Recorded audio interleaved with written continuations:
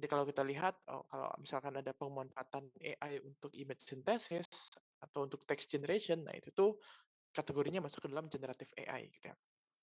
Nah, penggunaan dari generative AI ini nih bisa bermacam-macam ya Bapak Ibu. Bisa dalam konteks untuk membuat data baru atau berdasarkan data yang lama dia ingin memimik data lama tersebut dan menghasilkan data baru yang semisal gitu ya.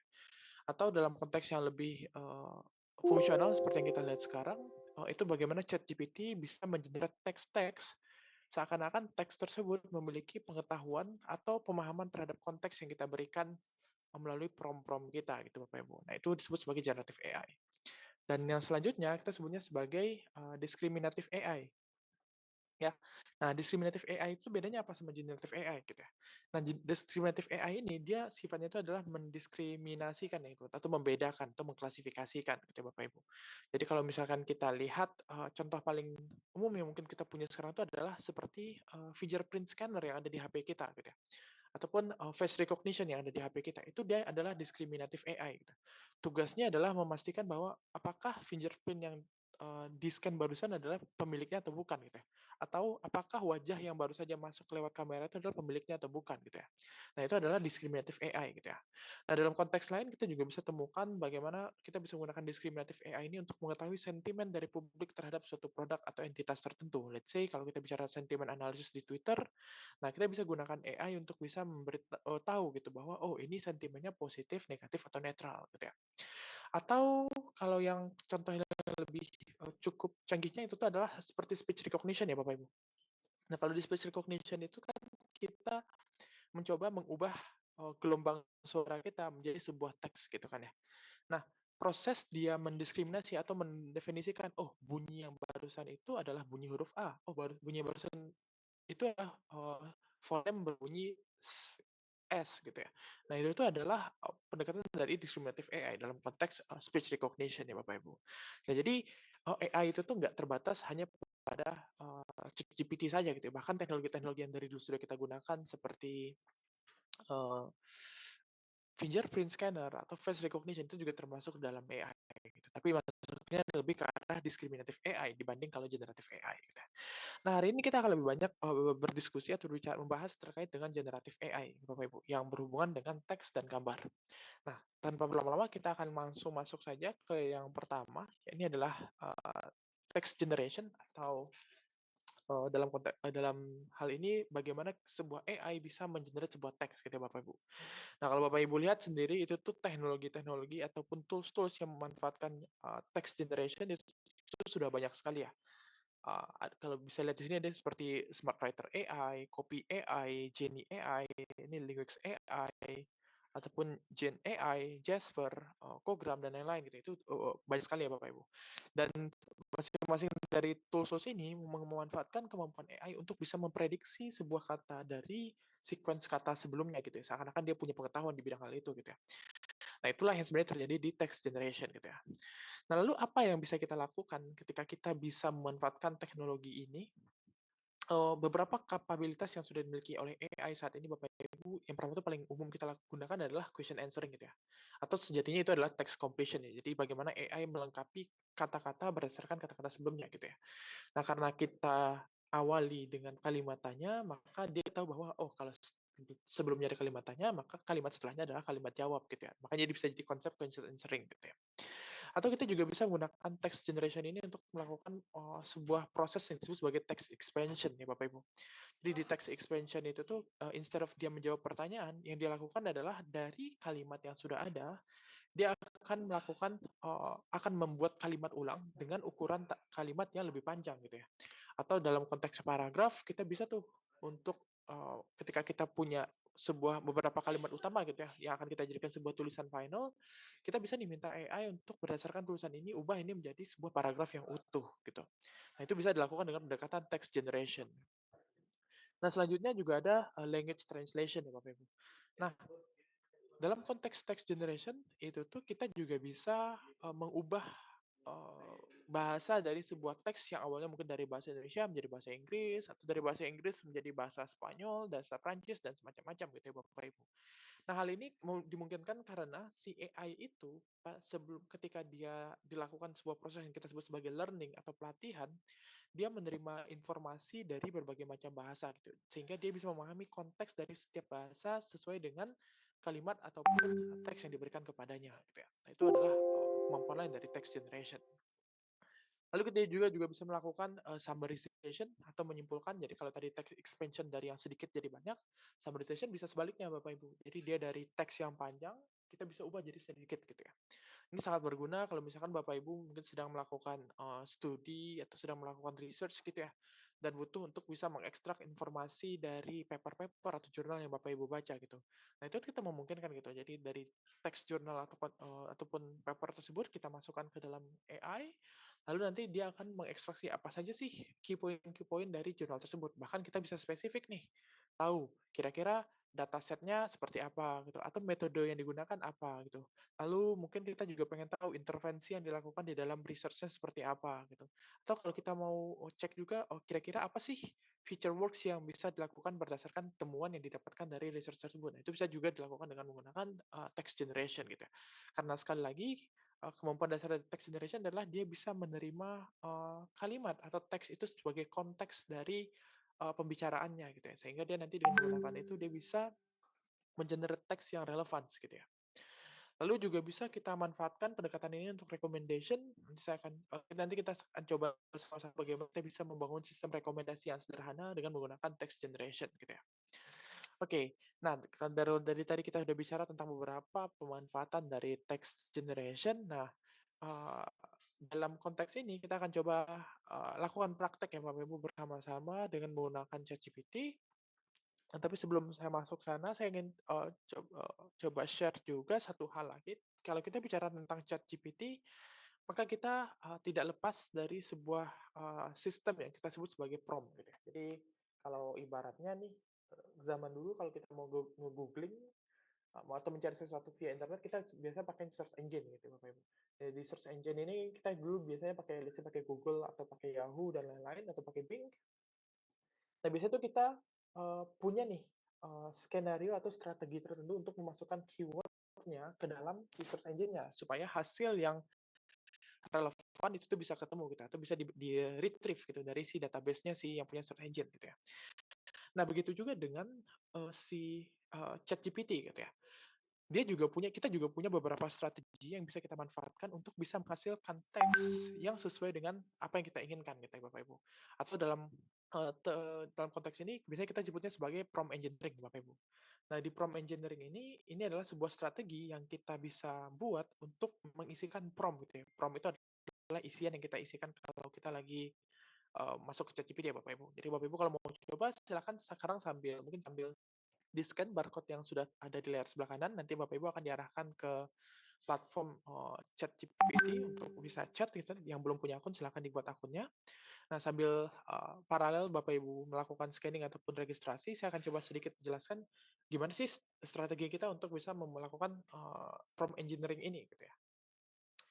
Untuk informasi prompt engineering ini sudah mulai cukup populer ya Bapak Ibu. Jadi di beberapa perusahaan bahkan mereka sudah buka sebuah role khusus yang kerjanya itu orang-orangnya cuma buat nge-prompting aja gitu, atau bikin prompt engineering-nya aja gitu ya. Nah, di prompt engineering itu tuh kita ngapain sih?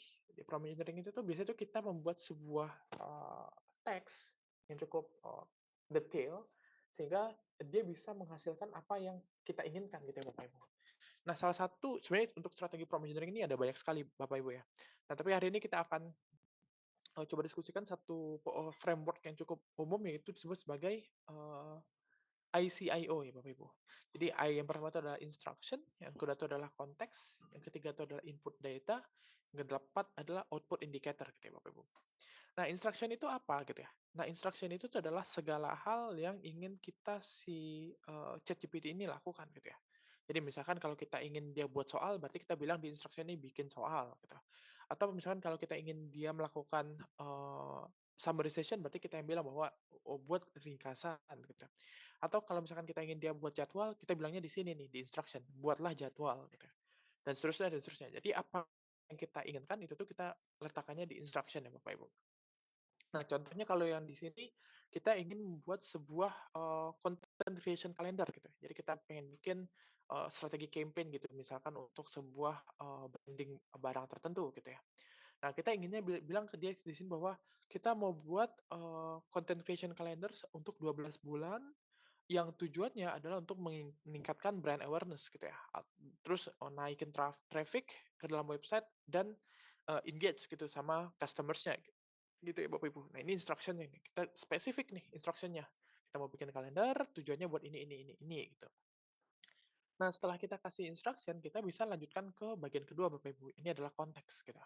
Nah, konteks itu apa? Konteks itu adalah sesuatu yang mungkin dia tidak berhubungan langsung dengan input kita atau instruction kita, tapi ini bisa dimanfaatkan oleh ChatGPT untuk mengetahui apa sih latar belakang dari sesuatu yang kita lakukan gitu ya. Nah, misalkan di sini konteksnya adalah kita punya sebuah online bisnis yang produknya itu beragam gitu. Lalu kita bilang bahwa barang-barang atau produk kita itu tuh ada yang dari elektronik sampai pakaian gitu ya. Lalu kita kasih tahu juga nih bahwa kita punya traffic itu tuh dari e-commerce, lalu kita punya blog, lalu kita punya sosial media, kita kasih tahu semuanya gitu. Jadi hal-hal yang bisa memperkaya konteks dari si instruction kita bisa taruh di bagian konteks ini Bapak Ibu. Nah tujuannya apa? Kita kasih konteks kayak gini gitu ya.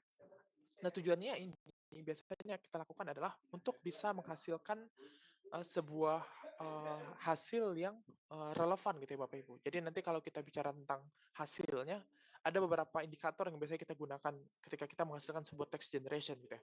Ada yang disebut sebagai, answer relevance, ada yang disebut sebagai, eee, answer groundedness gitu ya, atau kebenaran dari hasilnya itu sendiri gitu ya. Nah, biasanya kita pakai 2 matriks ini untuk mengukur apakah, prompt yang kita gunakan itu tuh sudah sesuai dengan, apa yang kita inginkan gitu ya. Nah, lalu bagian ketiga yang kita bisa taruh di dalam, prompt kita itu adalah input data gitu Bapak Ibu. Nah, input data itu apa? Nah, berbeda sama instruction dan konteks, input data itu adalah semua informasi yang berkaitan langsung sama si instruction-nya gitu Bapak Ibu. Jadi kalau misalkan dari konteks itu tuh tidak berkaitan langsung, nah input data ini berkaitan langsung Bapak Ibu. Nah, jadi misalkan karena tadi kita ingin objektifnya adalah membuat kalender untuk social media campaign gitu ya, maka di input data kita kasih tahu nih apa aja sih informasi yang relevan sama social media campaign gitu. Oh, yang informasi yang relevan itu misalkan adalah target audiensnya siapa, lalu channel yang digunakan apa saja gitu, lalu produk yang ada kan kita deskripsikan apa saja gitu ya. Lalu, seasonal events ini mungkin kita ada event-event tertentu yang bisa kita masukkan ke dalam, kalender itu tuh bisa diinformasikan juga di sana gitu. Jadi apapun yang, berhubungan langsung dengan si instruction ataupun ya menjadi input dari si instruction itu tuh kita taruh di input data gitu Bapak Ibu. Nah, last but not least kita punya output indicator gitu ya.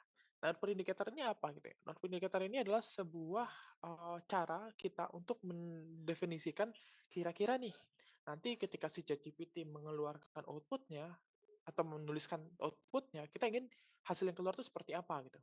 Nah, karena di sini adalah, kalender untuk content creation, kita pengen dong hasilnya itu dalam bentuk table gitu ya. Jadi kita bisa bilang nih, "Oh, keluarkan hasilnya dalam bentuk table," gitu ya.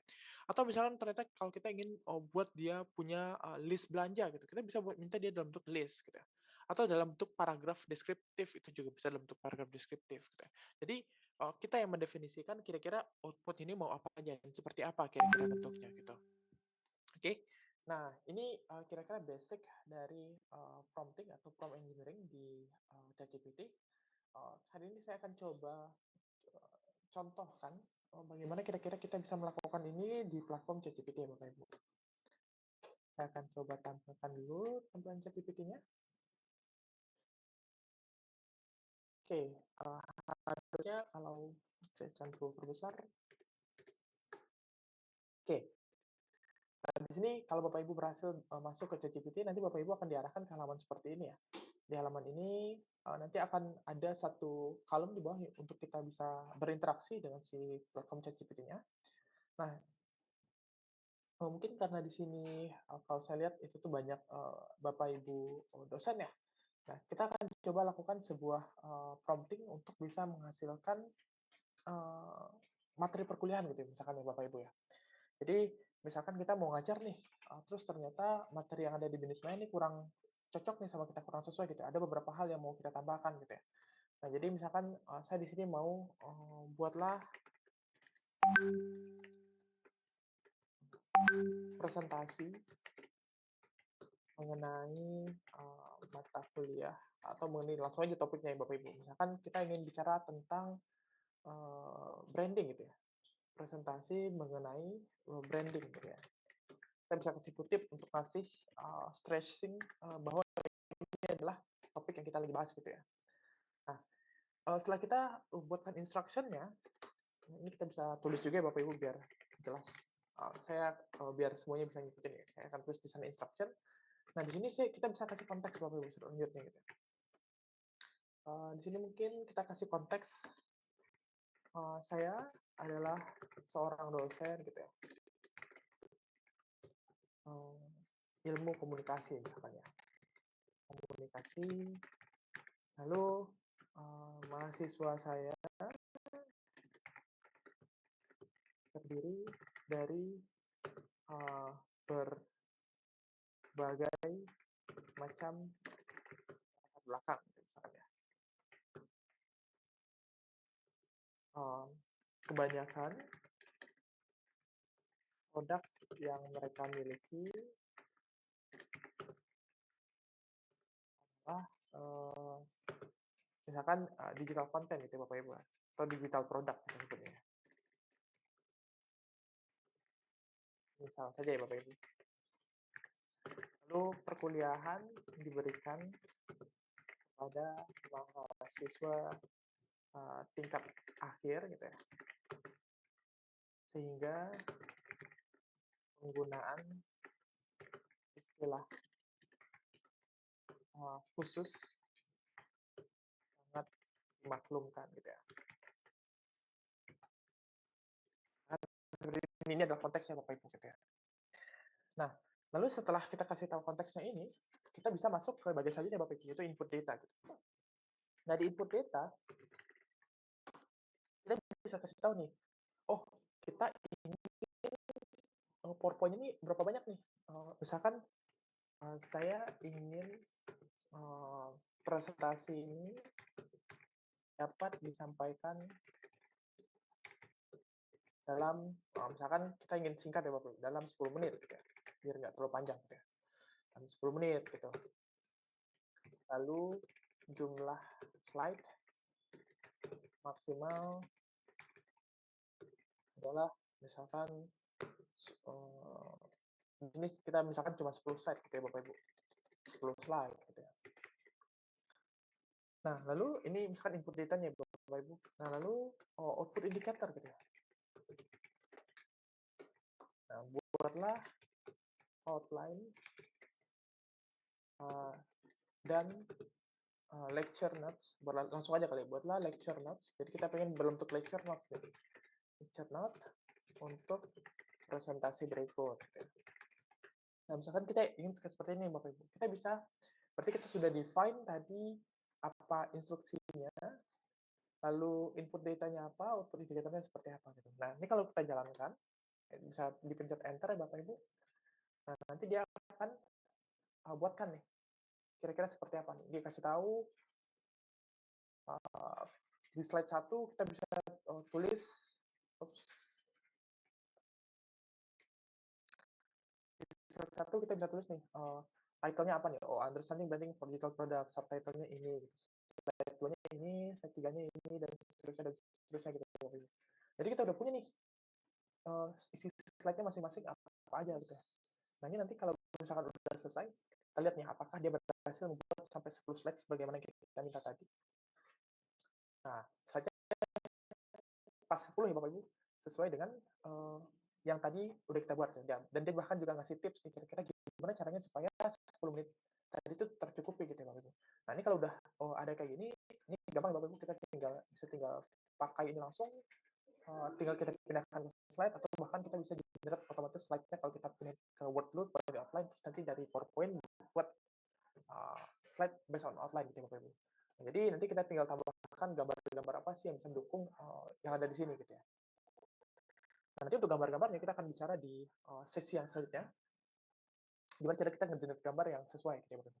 Nah, jadi ini yang kita lihat sekarang itu adalah salah satu pemanfaatan dari ChatGPT untuk melakukan yang kita sebut sebagai question answering ya Bapak Ibu, yang tadi barusan gitu. Nah, Terus gimana kalau misalkan kita ingin melakukan text expansion gitu ya.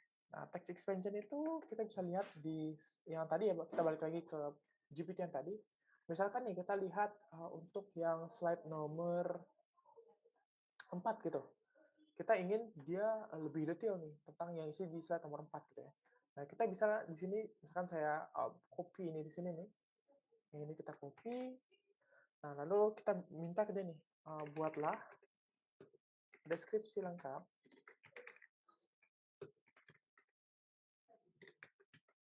dalam bentuk paragraf untuk poin-poin berikut gitu ya. Kalau kita taruh di sini Bapak Ibu, nah, dia bisa langsung melakukan sesuatu yang disebut sebagai text expansion gitu ya. Jadi dari informasi yang ada di sini kita sudah visual identity bicara tentang logos, color scheme, sama typography gitu ya Bapak Ibu. Nah, nanti dia akan jelasin nih, visual identity itu isinya apa aja, logo itu bagaimana, dan semacamnya, dan seterusnya gitu ya. Jadi nanti ini paragraf inilah yang bisa kita manfaatkan untuk bisa jadi lecture note atau bisa jadi bahan bacaan tambahan yang sesuai dengan yang kita inginkan gitu ya. Nah, tapi karena di sini sekali lagi karena di sini kita sebagai dosen ya kita bisa pastikan bahwa kita bisa double check dulu nih apa yang ada di sini udah benar atau belum gitu ya. Karena perlu diperhatikan ya Bapak Ibu, kalau kita menggunakan tool seperti ini selalu ada kemungkinan bahwa informasi yang disampaikan itu masih kurang tepat atau mungkin masih salah gitu arahnya gitu. Nah, kita bisa cek lagi di sana seperti itu ya Bapak Ibu. Nah, ini hasil yang dimunculkan di sini ternyata ini bahasa Indonesia ya Bapak Ibu. Nah, kalau kita lihat tadi lagi, salah satu kemampuan lain dari text generation adalah melakukan language translation ya Bapak Ibu. Nah, kalau mau language translation gimana gitu? Oh, ternyata kita ingin teks yang ini dibuat dalam bentuk bahasa Prancis gitu ya. Nah, kita bisa langsung minta di sini ya, tulis dalam bahasa Prancis gitu. Atau bisa juga kita copy teksnya dulu, terus kita minta dia tulis dalam bahasa Prancis ya Bapak Ibu. Nah, kita akan coba tulis dalam bahasa Prancis di sini. Nah, kalau kita di sini, dia akan langsung ubah teksnya yang tadinya bahasa Indonesia, berubah langsung jadi bahasa Prancis seperti ini ya Bapak Ibu. Nah, ini adalah salah satu keuntungan kita menggunakan platform seperti ini Bapak Ibu. Jadi kalau misalkan Bapak Ibu juga punya manuskrip-manuskrip yang tertulis dalam bahasa Indonesia gitu ya, lalu ternyata diminta untuk disubmit dalam bahasa Inggris, mungkin Bapak Ibu sedang melakukan proses pengajuan hibah atau misalkan sedang membuat laporan gitu, ternyata laporannya harus dalam bilingual gitu. Nah, Bapak Ibu bisa banget nih pakai pendekatan seperti ini gitu ya.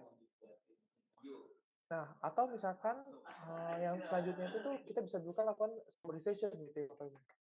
Nah, kita bisa nih dari teks yang ada di sini kita minta simpulkan gitu, simpulkan teks berikut dalam bentuk poin-poin gitu ya. Poin-poin atau list gitu ya. Nah, ini kita langsung semuanya Bapak Ibu, kita punya instruction-nya di sini, kita punya konteksnya di sini, kita punya output indikatornya di sini gitu ya. Nah, kita bisa copy paste teks yang tadi, terus kita taruh di sini, kalau kita jalankan, nah dia bisa langsung buat dalam bentuk poin-poin gitu ya, sesuai dengan permintaan kita tadi ya Bapak Ibu. Jadi itu adalah salah satu beberapa hal yang bisa kita lakukan dengan menggunakan ChatGPT ya. Kita bisa lakukan question answering, kita bisa lakukan text expansion, bisa lakukan language translation, summarization, bahkan recommendation Bapak Ibu. Nah, recommendation seperti apa gitu. Nah, kita bisa coba di sini ya Bapak Ibu. Misalkan di sini Bapak Ibu sedang kebingungan gitu, siang ini enaknya makan apa gitu ya. Nah, Bapak Ibu bisa nih tulis kayak yang tadi gitu ya, rekomendasikan makanan untuk saya gitu ya. Nah, ini kan instruction-nya ya Bapak Ibu. Lalu konteksnya adalah saya adalah misalkan seorang mahasiswa dengan tinggi badan misalkan 178 atau 100, misalkan 150 gitu. Pendek ya. 160 dan berat badan misalkan ini konteksnya gitu ya. Lalu kita bisa kasih tahu ya, saya suka 5 makanan terakhir saya hari ini adalah misalkan bubur ayam, soto Padang, lalu malamnya habis makan sate Padang, gitu. Sate Madura gitu, sate ayam Madura. Lalu siangnya kemarin 1, 2, 3, siangnya saya makan soto Kudus, dan kemarin paginya kita makan bubur kacang hijau gitu misalnya. Nah ini dia bisa tahu nih bahwa oh ini orang tinggal di mana nih. Dia nggak akan mungkin tiba-tiba rekomendasi kita buat makan lasanya gitu Bapak Ibu ya. Karena dia akan tahu bahwa preferensi kita seperti itu gitu ya. Nah, terus kita ingin dia berikanlah 10 atau 5 aja Bapak Ibu biar sedikit ya. 5 rekomendasi makanan berdasarkan referensi saya gitu ya. Buat dalam bentuk list gitu ya. Output indikatornya kita minta buat dalam bentuk list gitu ya. Ini kalau kita jalankan, dia akan memberikan hasil rekomendasi nih. Oh, rekomendasinya ternyata yang diberikan adalah nasi goreng daging sapi, ayam penyet, rendang daging, gulai ayam, dan seterusnya gitu ya. Nah, itu kita bisa lihat di sini bahwa dia berikan yang dia berikan di sini itu adalah makanan-makanan Indonesia gitu ya Bapak Ibu. Nah, kenapa dia bisa tahu bahwa makanan yang kita cocok sama kita itu adalah makanan Indonesia gitu? Oh, karena di sini kita sudah berikan contoh-contoh makanan yang sudah pernah kita makan adalah makanan Indonesia gitu. Nah, gimana kalau misalkan kita ubah nih nanti ini sama makanan-makanan lain? Nah, dia akan juga menyesuaikan di Bapak Ibu gitu. Atau dalam konteks misalkan kalau lagi ngajar gitu ya, kita juga bisa manfaatkan ini itu untuk membantu kita assisting buat ngasih penilaian ke IC gitu ya Bapak Ibu. Misalkan nih, saya pertama akan saya minta ChatGPT untuk buatlah 3 esai dengan topik SDG gitu ya. Buat masing-masing satu paragraf gitu misalkan. Saya akan minta dia buat 3 esai. Ini esai yang pertama, dan ini esai yang kedua, ini esai yang ketiga ya Bapak Ibu misalkan. Nah, terus kita mau pakai nih dari misalkan esai yang kita akan gunakan esai-esai ini tuh untuk kira-kira ngasih nilai berapa sih ke esai kalau bentuknya seperti ini gitu ya. Nah, di sini saya akan coba misalkan berikut adalah penilaian saya untuk setiap esai gitu ya. Nah, misalkan esai yang pertama saya akan copy ya Bapak Ibu misalkan.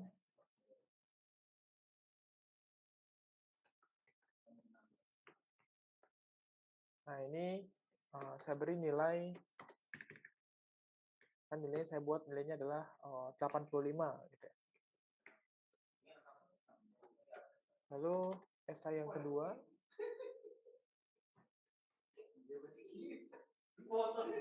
kan yang ini saya beri nilai 80 gitu misalkan ya Bapak Ibu.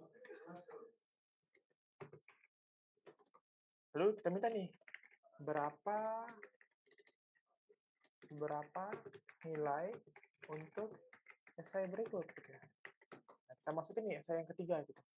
Nah, berdasarkan cara kita menilai, nanti dia akan bisa juga nih Bapak Ibu memberikan rekomendasi nilai berdasarkan cara kita memberikan penilaian gitu. Jadi ini rekomendasi nilai Bapak Ibu. Kalau saya jalankan, nah dia akan ngasih tahu nih, esai yang nomor 3 ini tuh nilainya adalah 82 gitu, rekomendasi dari dia gitu. Ketika kita ngasih esai pertama nilai sekian, esai nomor 2 nilai sekian gitu ya. Dan jadi rekomendasi yang bisa dilakukan oleh ChatGPT itu tuh nggak terbatas cuma sampai yang kayak gini, yang tadi ya Bapak Ibu. Rekomendasi yang sifatnya itu tuh langsung objek-objeknya gitu. Bahkan dia juga bisa memberikan rekomendasi penilaian berdasarkan terhadap esai yang kita lakukan gitu ya. Atau misalkan kita juga punya beberapa sedang melakukan research gitu. Atau sedang diminta untuk brainstorm sebuah topik ide mengenai sebuah campaign tertentu gitu. Nah, ChatGPT juga bisa memberikan kita rekomendasi berdasarkan apa yang sudah pernah kita lakukan. Jadi kita tinggal kasih tahu aja ke dia semuanya, oh kita udah pernah lakukan A, B, C. Lalu berdasarkan apa yang sudah pernah kita lakukan nih, berikanlah rekomendasi yang kira-kira itu align nih sama stylenya kita. Gitu. Nah itu sangat memungkinkan ya Bapak Ibu. Jadi kurang lebih seperti itu lah hal-hal yang bisa dilakukan dengan pendekatan text generation gitu. Sampai di sini ada pertanyaan mungkin dari Bapak Ibu terkait text generation? Atau ada yang mau tanya mungkin, oh, bisa nggak lakuin ini Pak, bisa nggak lakuin itu Pak? Boleh banget Bapak Ibu, silakan. Sebelum kita masuk ke image generation. Selamat siang Pak, saya mau tanya. Oh ya, silakan. Kalau di ChatGPT kalau nggak salah kan ada versi 3, versi 4 ya. Itu perbedaannya apa ya Pak? Kalau untuk 4 mungkin lebih baik dalam hal apa gitu? Oke, baik, terima kasih pertanyaan Bu Natalia ya. Menarik sekali ya pertanyaannya. Nah, kalau kita bicara tentang ChatGPT, saya balik lagi ke sini deh. Nah, kalau yang kita pakai yang di platform ini ya sekarang ya Bapak Ibu, itu kemungkinan besar yang Bapak Ibu akan pakai ini tuh adalah ChatGPT yang versi 4 gitu ya. Atau kalau misalkan yang versi 4-nya sudah habis ya ininya ya, kreditnya, itu bisa pakai yang 4.0 gitu ya. Jadi bisa itu cuma pakai dua ini nih kalau kita pakai yang gratisan gitu ya Bapak Ibu.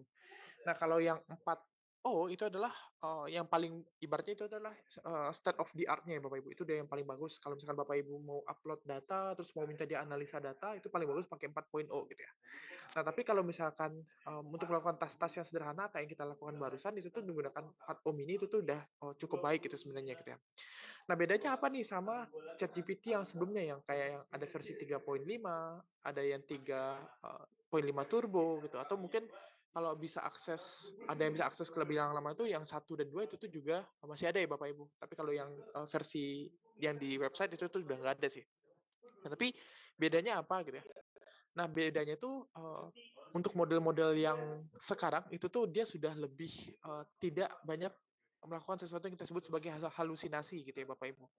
Jadi kalau kita bicara tentang ChatGPT, kemampuan dari ChatGPT itu kan sebenarnya itu dia cuma mencoba meneruskan kata dari sequence kata yang ada sebelumnya gitu atau dari kata-kata sebelumnya gitu.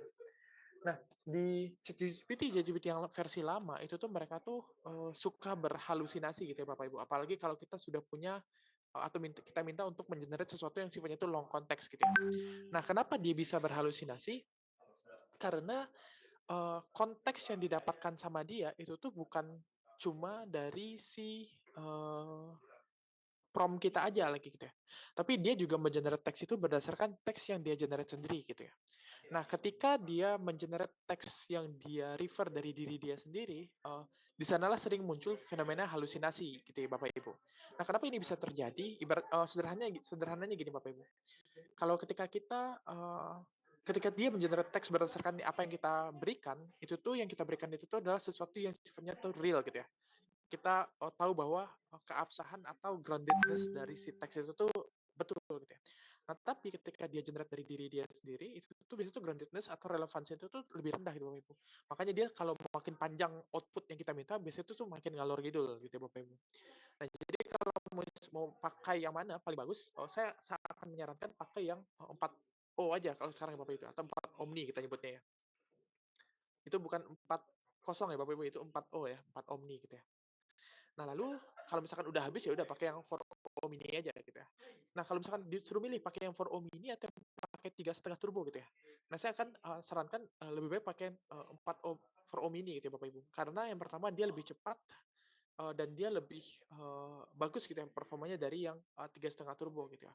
Walaupun di beberapa kasus kalau misalkan ada kasus-kasus yang sifatnya itu analisa, itu 3,5 turbo itu masih lebih bagus gitu ya. Tapi kalau kita cuma pakai yang ada di ChatGPT saat ini, itu tuh kan nggak ada opsi pakai 3,5 turbo yang versi bagus atau versi yang besarnya gitu ya Bapak Ibu. Jadi pakai yang 4O mini aja itu udah cukup sebenarnya gitu ya.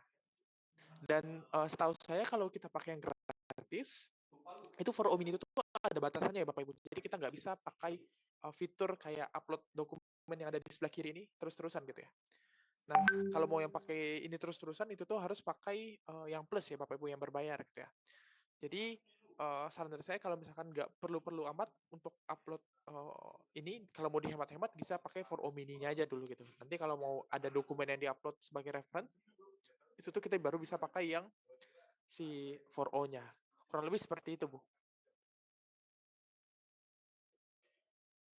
Oke, makasih Pak penjelasannya. Ya, sama-sama, Bu. Mungkin Bapak Ibu yang lain ada yang mau ditanyakan? Selamat siang, Pak. Oh ya, Halo? selamat siang, Bu. Ya, masuk, Bu, Eee, suaranya. ya, ini kan kalau, saya lihat, ChatGPT sudah bisa input untuk, dijadikan slide gitu ya, Pak, untuk Mhm. presentasi. Nah, saya sering lihat itu, bentuk, apa namanya, video, tapi, presenternya itu avatar gitu ya, Pak. Mhm. Nah, kalau ChatGPT kira-kira sudah bisa belum, Pak, untuk kemampuan buat video seperti itu. Oke. Nah, kalau untuk video kayak gitu di ChatGPT sendiri itu tuh belum bisa sih, Bu. Kalau pakai ChatGPT Mmm, gitu ya, belum bisa gitu ya. mhm mhm. Nah, tapi kalau Ibu mau coba lakukan hal kayak gitu, itu tuh bisa banget itu pakai tools lain kan, Bapak Ibu. Jadi nanti teksnya Bapak Ibu bisa Mhm. buat pakai ChatGPT terlebih dahulu, terus nanti kalau mau buat presentasinya bisa pakai, namanya itu Heijin gitu ya. Kayak gini, Bu. eee, Yang ini nih, Bu. Heijun ya, Pak. Jadi Ya, dilanjutkan lagi dengan AI yang lain lagi gitu ya, Pak, ya? betul.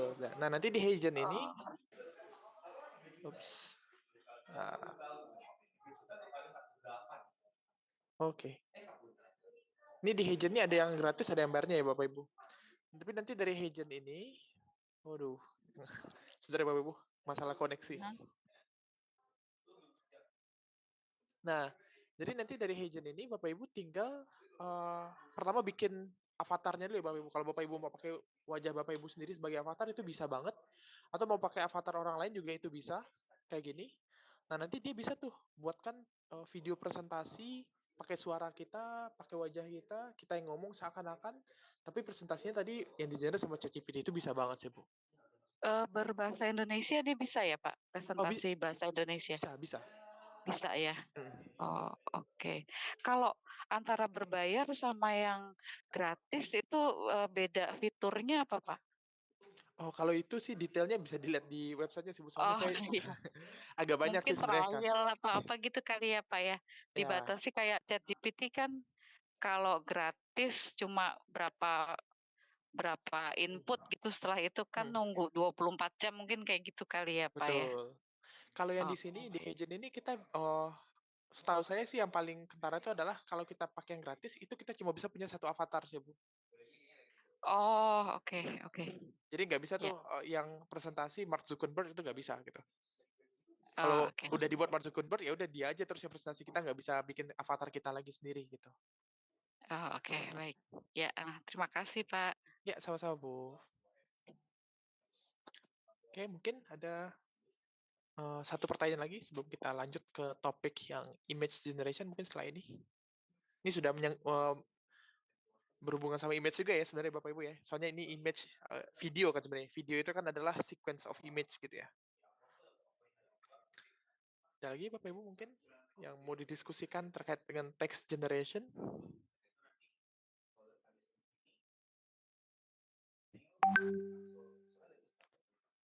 Oke, mungkin, kalau masih ada pertanyaan nanti kita bisa diskusi lagi ya Bapak Ibu setelah, menyelesaikan yang, image gitu ya. Nah, saya akan balik lagi ke slide. Nah, kalau tadi kita bicara tentang, image generation text generation maaf. Nah, selanjutnya kita akan diskusi tentang, satu hal lagi yang bisa di-generate oleh AI saat ini, yakni adalah, image gitu ya. Nah, image itu apa? Image itu adalah gambar ya Bapak Ibu. Jadi ini kalau buat tools-tools tuh banyak banget ya, ada kayak, di sini pakai ChatGPT pun sekarang udah bisa, generate gambar ya kalau kita pakai versi yang berbayar. Lalu ada Midjourney yang cukup terkenal, lalu bisa di Canva, di Cryon.ai, di, eee, Photoshoot gitu ya. Terus ini juga ada Jasper, Design, Nice, bahkan di, kalau nanti kita akan coba sama-sama, kita akan coba sama-sama di Padlet ya Bapak Ibu. Di Padlet itu juga kita bisa bahkan untuk generate image gitu ya. Nah, kalau di generate image, kalau dari di teks kita tadi sifatnya bisa question answering, bisa summarization, bisa, eee eee, recommendation gitu ya. Nah, di image generation itu kita bisa melakukan beberapa hal ya, Pak Ibu. Seperti text to image, yang artinya kita punya sebuah teks, lalu teksnya akan berubah jadi gambar yang sesuai dengan teks kita.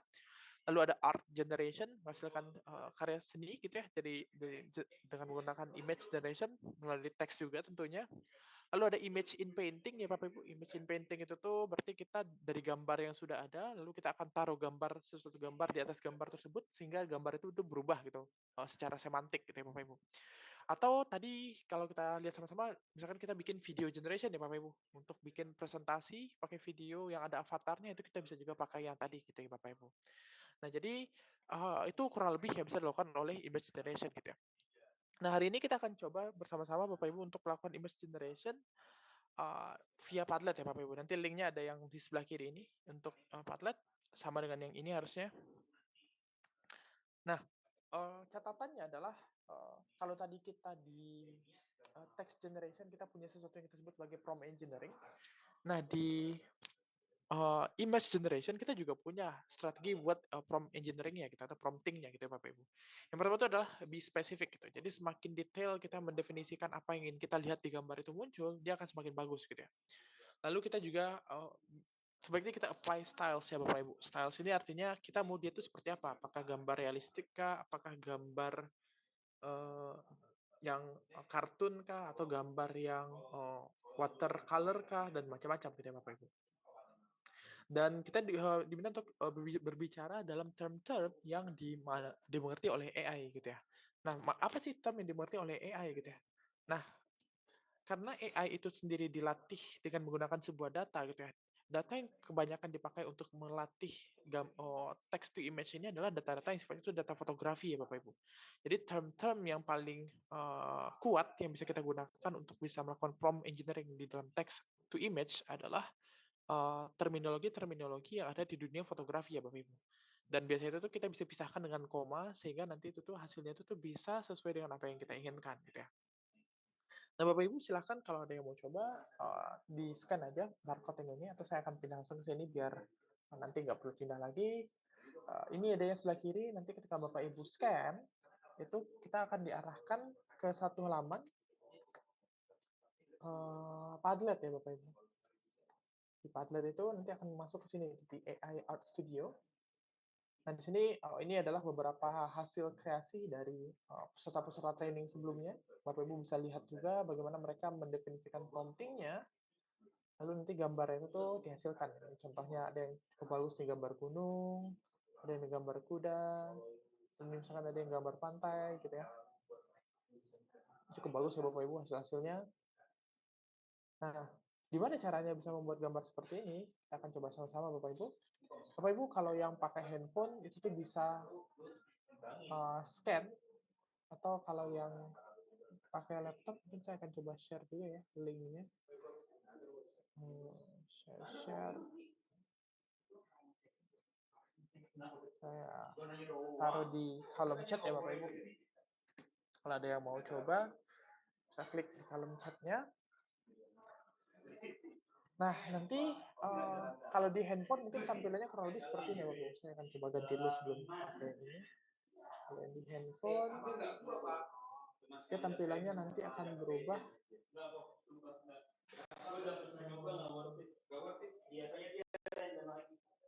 Seperti ini. Kalau di handphone, misalkan kalau ada Ibu yang pakai handphone,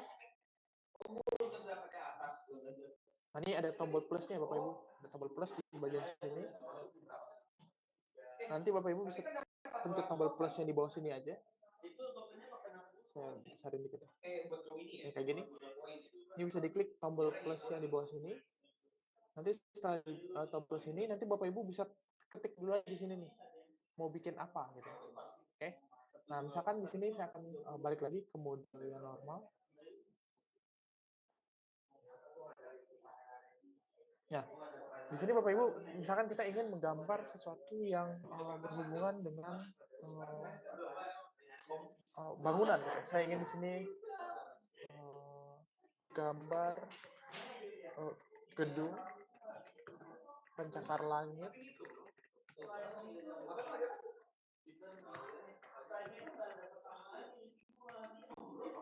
berwarna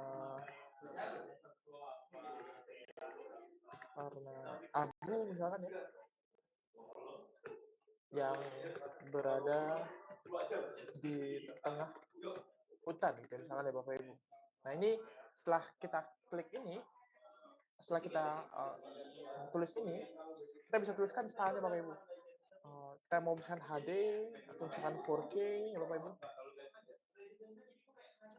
Terus ini fotografi gitu. Fotografi. Nah, ini setelah kita tulis seperti ini, Bapak Ibu bisa copy. Setelah di copy terus baru dipencet I cannot draw ini. Nah, ketika dipencet I cannot draw, tulisan yang tadi di paste di sini, di paste, lalu dipencet tombol panah yang sebelah kanan ini. Nah, nanti setelah itu dia dalam beberapa saat akan menggenerate gambarnya ya Bapak Ibu. Nah, ini ketika ada proses generate gambar, ini bisa dilihat ya. Ada beberapa gambar yang diberikan, biasanya itu diberikan 4 ya Bapak Ibu. Tinggal Bapak Ibu pilih mana nih yang kira-kira sesuai sama yang Bapak Ibu inginkan. Oh, ternyata saya yang sesuai itu adalah yang nomor 3 gitu ya. Nah, dia kalau kita klik, nanti dia akan processing lebih lanjut sehingga jadilah si gambar tadi ya Bapak Ibu. Dan kalau setelah itu bisa pencet publish gitu ya. Kalau Bapak Ibu udah pencet publish, nanti akan muncul gambarnya di sini gitu ya. Nah, Bapak Ibu bisa sambil dicoba juga untuk membuat gambarnya. Ini bisa dilihat juga referensi atau yang sudah pernah dibuat oleh peserta sebelumnya ya Bapak Ibu. Ada yang kokpit pesawat, ada yang nyoba bikin apa ini? Bikin gambar kucing, ada yang gambar kamehameha gitu ya Bapak Ibu. Ada yang gambar mahasiswa juga gitu ya. Nah jadi kurang lebih seperti ini ya Bapak Ibu untuk proses image generation gitu ya. Nah mungkin silakan Bapak Ibu kalau ada yang mau dicoba akan dibuat di sini.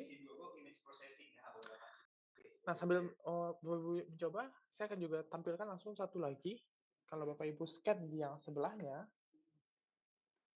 yang sebelah kanan itu adalah salah satu site yang kita bisa gunakan. Oke. Ini ada pertanyaan ya dari Pak Atta, kalau Padlet yang free apakah bisa generate resolusi yang tinggi, misalnya ukuran nano? Nah, untuk resolusi tinggi dia tuh belum bisa ya Pak. Jadi karena dia terbatas, ini resolusinya masih resolusi rendah gitu. Kalau kita lihat di sini, kalau kita coba save ya.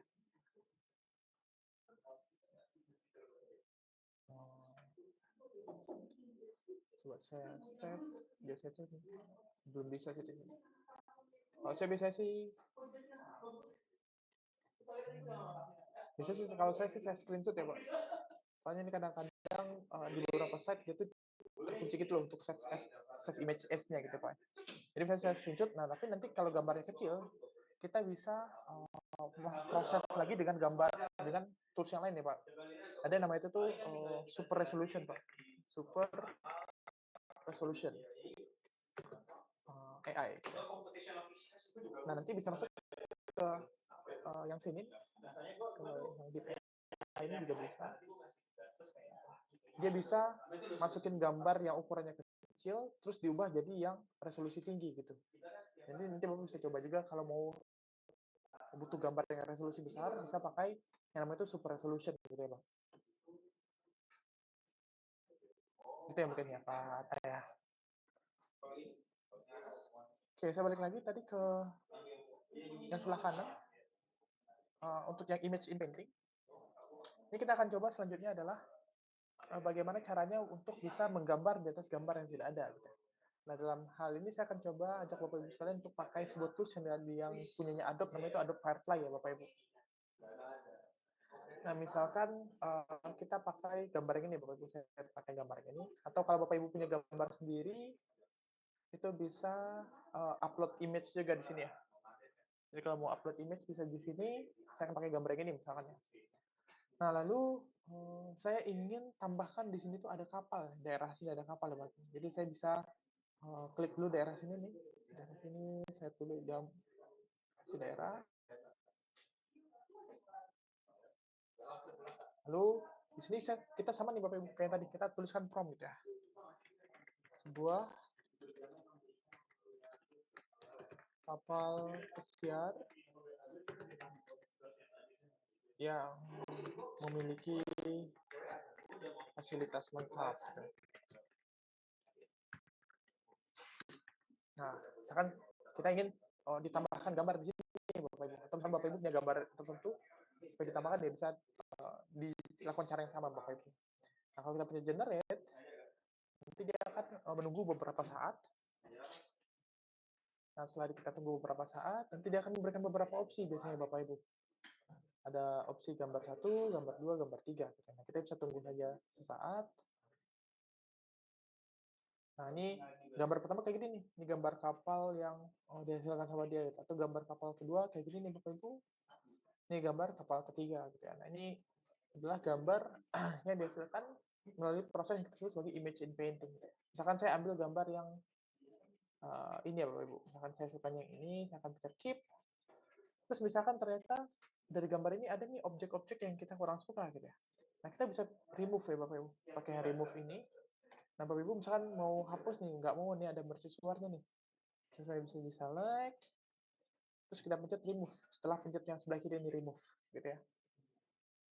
Oh, ini mungkin Bapak Ibu yang mau coba, saya kalau di kolom chat juga ya.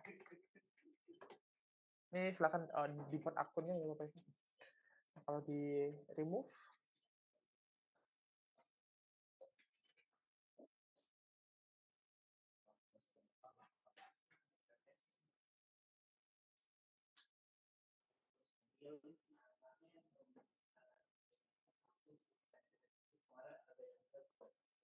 nah ini sudah hilang ya Bapak Ibu, sudah nggak ada mercusuarnya gitu. Ada yang kayak gini, ada yang kayak gini gitu. Ini kurang lebih sama aja sebenarnya Bapak Ibu, nggak terlalu kentara kalau kita lihat. Jadi misalkan saya mau yang ini, saya bisa langsung keep gitu. Nah, jadi kurang lebih seperti itu ya Bapak Ibu. Ini adalah salah satu teknologi lain dari image generation yang kita sebut sebagai image in painting. Gitu. Nah, kalau Bapak Ibu lihat sebenarnya itu di sini di Adobe Firefly Bapak Ibu bisa juga dia beberapa fungsi lain ya seperti yang ini ya. Ini seperti background change gitu. Jadi dia select dulu backgroundnya. Atau misalkan di sini yang diubah seperti ini, atau ini misalkan bisa diganti juga pakaiannya. Nah, ini backgroundnya diganti gitu Bapak Ibu. Jadi ini adalah teknologi-teknologi yang sudah ada saat ini Bapak Ibu, dan ini sudah commercial grade gitu. Jadi semua orang bisa pakai gitu. Bukan di level prototype lagi gitu ya Bapak Ibu. Jadi itu sedikit sharing saya terkait dengan gambar. Mungkin ada pertanyaan Bapak Ibu terkait dengan image generation, ataupun kalau mau tadi ada bisa ada pertanyaan tentang text generation juga boleh. Atau terkait dengan AI secara umum juga boleh Bapak Ibu, silakan.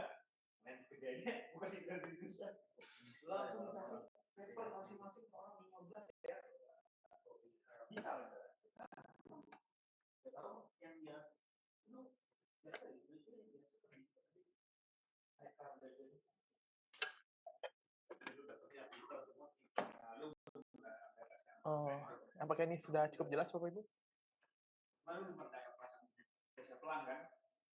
Sudah jelas, Pak. Makasih. Sudah jelas. Oke, oh ya, silakan Pak. Iya, saya mau tanya mungkin ke materi sebelumnya sih Pak yang terkait dengan text generation. Untuk text generation itu kan kalau yang tadi dijelaskan oleh Pak Hidayat itu kan kita menggunakan ChatGPT gitu kan, menggunakan AI untuk mengenerate sebuah kalimat lah gitu ya, kata itu ya. Nah, itu saat ini kan untuk generate AI yang teks ini itu kan bisa digunakan untuk membuat paper gitu ya Pak. Misalkan kalau di dunia pendidikan itu kan bisa dibuat paper. Kemudian itu kan juga bisa dihumanize atau bisa juga tidak terdetek oleh AI. Gitu kan ya. Itu apakah benar gitu ya? Apakah benar aplikasi yang memang digunakan untuk mendetek AI ketika hasil dari ChatGPT itu dihumanize, apakah benar-benar tidak terdetek oleh AI atau memang dengan aplikasi yang mungkin di aplikasi yang A gitu ya, misalkan setelah dihumanize itu tidak terdetek, tapi ketika menggunakan aplikasi B, nah itu terdetek. Atau gimana untuk sistem teknik dalam mendeteksi sebuah teks itu terindikasi bahwa menggunakan AI. Mungkin pertanyaan saya seperti itu sih Pak Idan. Oke, baik. Terima kasih Pak pertanyaan. Ya, jadi betul ya Pak, kalau kita dalam konteks ekstrim gitu ya, gimana kalau kita misalkan ternyata buat paper pakai AI gitu, kira-kira kedetek nggak paper itu dibuat oleh AI gitu ya? Nah, jawabannya ya dan tidak gitu ya. Betul seperti yang tadi Bapak mungkin sampaikan juga, ada beberapa cara supaya kita bisa mengetahui bahwa sebuah teks itu tuh dianggap AI atau tidak gitu ya. Ada yang paling umum kita bisa pakai nama tools namanya itu GPT-0 ya Pak. GPT-0.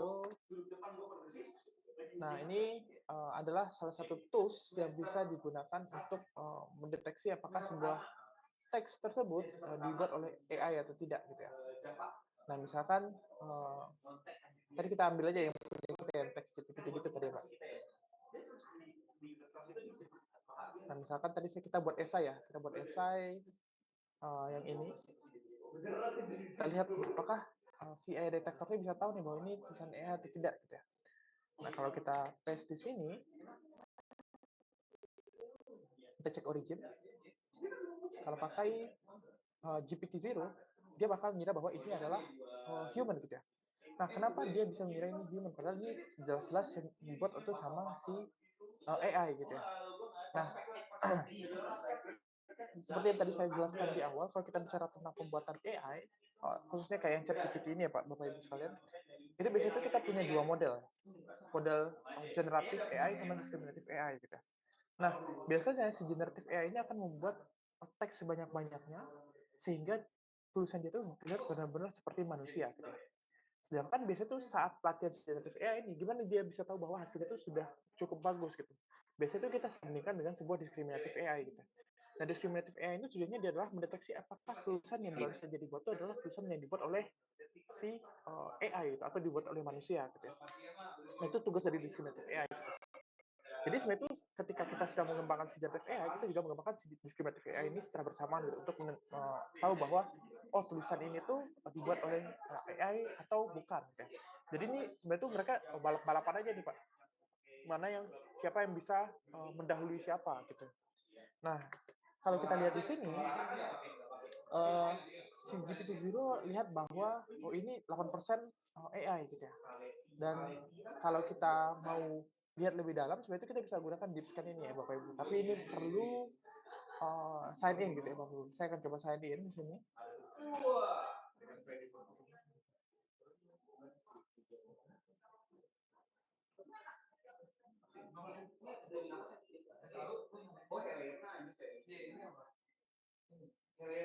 Nah, tadi kita coba lagi ya Bapak Ibu, yang tadi teks yang sama. Kita akan cek origin. Yang tadi 8% Bapak Ibu, kalau kita lihat di deep scan-nya.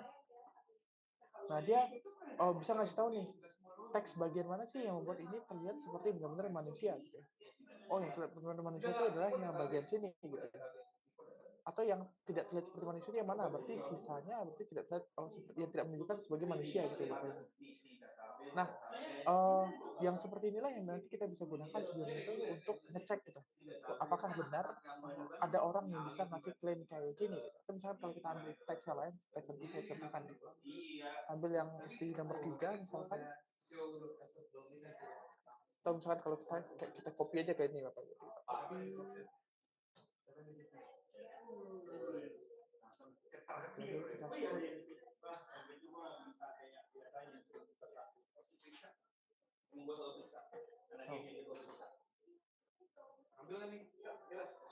Oops, sorry. Kita pakai tadi aja dulu.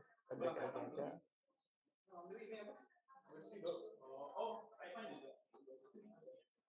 Nah, kita paste di sini. Kita cek origin. Nah, ini kalau kayak gini dia makin curiga nih. Teksnya ini digenerate oleh AI atau bukan gitu. Ini kalau yang GPT-0 ya Bapak Ibu. Kalau kita lakukan deep scan kayak yang tadi, dia akan ngasih tahu nih, kira-kira teks bagian mana sih yang membuat dia kelihatan sebagai AI gitu. Oh, kalau kita lihat di sini, nah ini teks yang bikin dia sebagai AI gitu. Ini kelihatannya AI banget gitu. Sisanya ini yang ada bintang-bintangnya adalah AI banget. Jadi kita bisa tahu bahwa ini adalah buatan AI berdasarkan ini gitu. Karena ini memang adalah behavior umum dari si AI gitu. Atau Bapak Ibu juga bisa kalau mau deteksi AI itu bisa pakai, kalau ini nanti namanya GPT-0, ini namanya Zero GPT Bapak Ibu.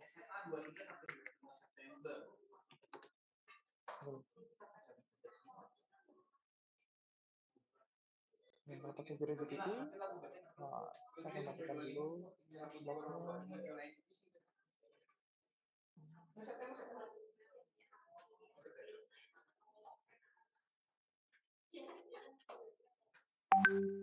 Oke. Ini kalau misalnya kita taruh di sini teks yang tadi, detect text.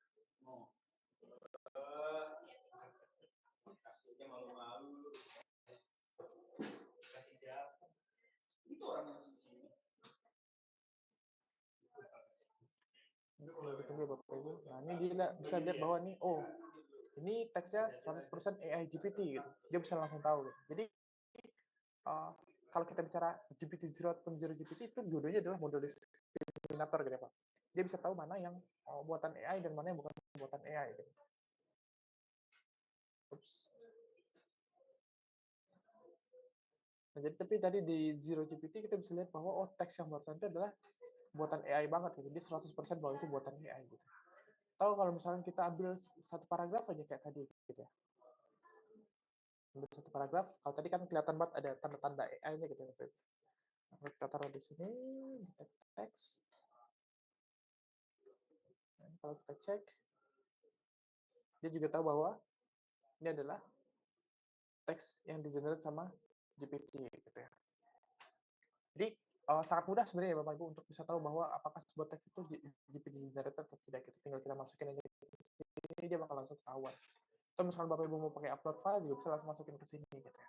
Karena ketika kita nge-create si AI yang bisa nge-generate teks, kita sebenarnya juga nge-create si AI yang bisa nge-detect bahwa itu AI generated atau enggak gitu. Jadi dua tools ini tuh memang bisa sepasang gitu jadinya gitu Bapak Ibu. Kalau kita bikin text generation gitu ya. Terus gimana kalau misalkan kita ketahuan nih pakai AI bukan kita ya. Misalkan gimana kalau ada orang yang ketahuan bikin paper pakai AI gitu. Nah itu tuh bisa itu berarti dia sendiri yang melanggar kode etik dia sebagai seorang yang ngeklaim bahwa itu buatan dia gitu ya Bapak Ibu gitu ya. Tapi kalau misalkan ternyata yang dilakukan itu bukan generate seluruhnya sendirian gitu, tapi misalkan dia gabungkan atau gunakan AI-nya sebagai untuk brainstorming, untuk ngobrol aja itu juga masih diizinkan seharusnya gitu. Jadi kurang lebih sebenarnya itu Pak, bagaimana kita bisa tahu bahwa sebuah tulisan GPT generated atau tidak gitu. Terima kasih Pak Det. Iya. Oke, next time mungkin kalau sedang collab gitu, tanda kutip ya Bapak Ibu menjadi pastikan bahwa tidak dikira bahwa itu adalah AI GPT banget. Pak, kalau itu juga secara algoritma juga sama seperti Zero GPT atau gimana Pak? Yang mana Pak? Kalau itu kan di Turnitin kan ada cek AI itu Pak ya. Untuk algoritmanya sistem untuk mengecek AI-nya apakah sama seperti Zero GPT. Jadi takutnya setelah kita misalkan gitu ya, kita kolaborasi brainstorming gitu ya, kita menggunakan GPT, kemudian kita cek di sini ya, ternyata di sini terdeteksi Unice gitu ya. Kemudian ketika kita cek ke Turnitin ternyata terdeteksi AI gitu ya. Jadi seperti apa gitu ya algoritma yang digunakan di Turnitin? Karena kan kita acuan untuk pengecekan paper kan menggunakan Turnitin Pak ya. Oke, nah kalau untuk menjawab pertanyaan apakah di Turnitin dia pakai algoritma yang sama dengan Zero GPT atau tidak, itu tuh saya sebenarnya itu di luar pengetahuan saya, soalnya kan yang ngembangin Turnitin bukan saya gitu ya Pak. Yang ngembangin itu adalah Turnitin itu sendiri gitu ya. Tapi besar kemungkinan algoritma yang digunakan itu mungkin tidak sama gitu, tapi mirip gitu ya Pak. Karena biasanya itu kalau perusahaan-perusahaan seperti itu mereka itu sharing resources gitu ya Pak. Jadi mereka punya persamaan ataupun mungkin saja juga berbeda karena kalau kita lihat tadi sendiri di GPT-0 itu nggak kedetek tapi di Zero GPT itu kedetek gitu ya. Nah hal yang sama juga bisa berlaku di si Turnitin gitu ya. Bisa saja mereka pakai algoritma yang sama dan bisa juga tidak gitu ya Pak. Tapi sebenarnya yang paling aman adalah ya udah kita kalau ada pesan-pesan kayak gini mungkin kita tidak masukan gitu ya, lebih ke arah untuk proses brainstorming aja. Mungkin dari saya gitu aja sih, Kak. Terima kasih Pak Hidayat. Ya, sama-sama. Oke, Bapak Ibu, ada lagi mungkin yang mau didiskusikan terkait dengan text generation?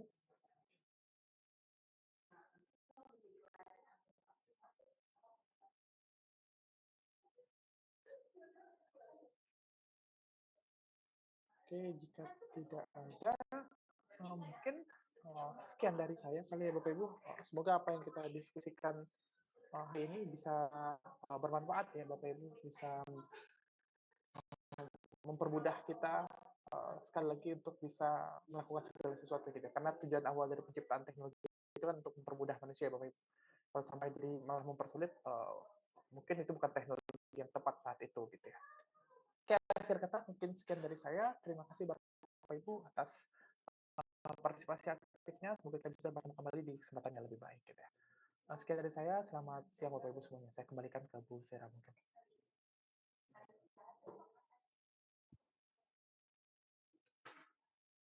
Oke, baik Bapak Ibu.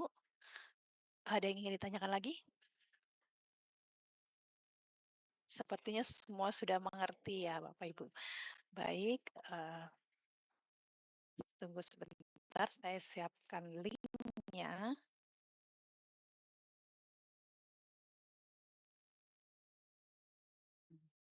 Oke.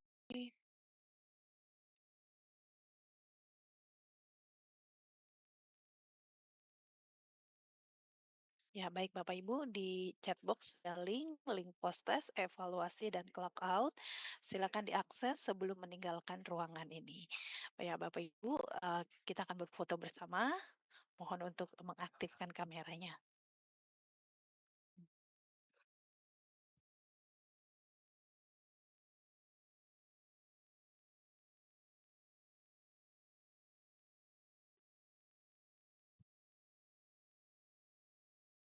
Oke. Baik. Hanya ada satu slide di sini. Oke, siap Bapak Ibu. Oke, ya. 1, 2, 3, smile. Oke, sekali lagi. 1, 2, 3, smile. Oke, baik Bapak Ibu. Terima kasih untuk kebersamaannya. Sampai ketemu pada pelatihan BIS LND yang lainnya. Dan selamat melanjutkan aktivitas. Selamat siang. Siang, terima kasih Pak Hidayat, Bu Terima kasih Sera. Bapak Ibu semuanya. Sama-sama. Terima kasih.